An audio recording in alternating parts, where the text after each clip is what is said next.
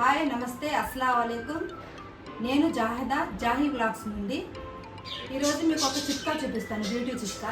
అదేంటంటే వంటింట్లోనే మీకు దొరికే వస్తువులతో ఒక మంచి చిట్కా చూపిస్తాను మొటిమల గురించి. అదేంటో చూడండి.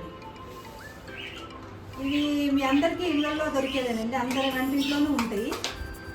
దీన్ని జాజికాయ అంటారు.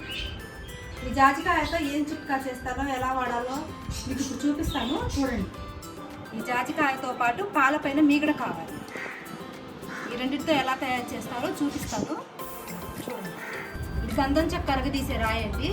ఈ జాజికాయని దీనిపైన అరగదీయాలి పాలతో పాటు.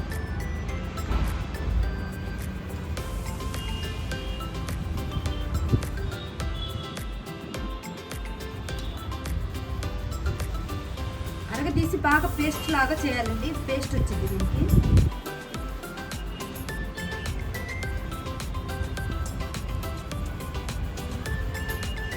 దీన్ని ఇలా మీగడ వేసుకుంటూ అరగదీయాలండి.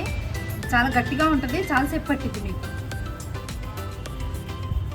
ఇది బాగా పేస్ట్ లాగా చేసుకోవాలండి.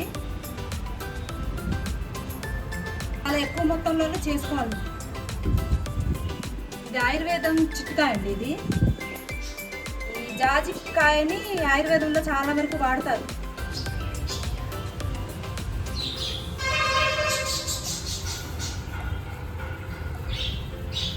ఇది దేనికి వాడతారంటేనండి, మొటిమలకి వాడతారు.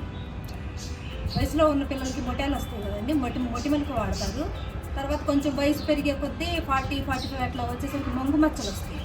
వాళ్ళకి బాగా ఉపయోగపడుతుందండి. మంచి చిట్కా ఇది. ఈ జాజికాయని పంటి నొప్పి ఉన్న వాళ్ళు చిన్న ముక్క తీసి పంటి నొప్పిలో కూడా వాడతారండి. నొప్పి ఉన్న చోట పెడితే పంటి నొప్పి తగ్గిద్ది. ఇప్పుడు ఈ పేస్ట్ని ఈ బౌల్లోకి తీసుకుంటున్నాను.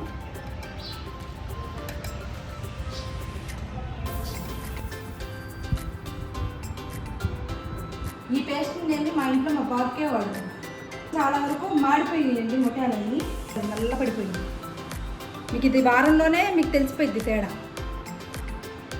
ఈ పేస్ట్ని మొటాల పైన రాసి 20 నిమిషాల తర్వాత గోరువెచ్చని నీటితో శుభ్రంగా కడిగేసేయండి.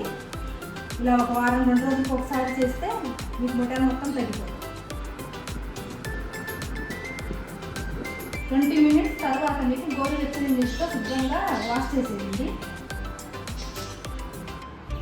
జాహీ వ్లాగ్స్ వీడియో మీకు నచ్చినట్లయితే లైక్ చేయండి, షేర్ చేయండి, సబ్స్క్రైబ్ చేయండి.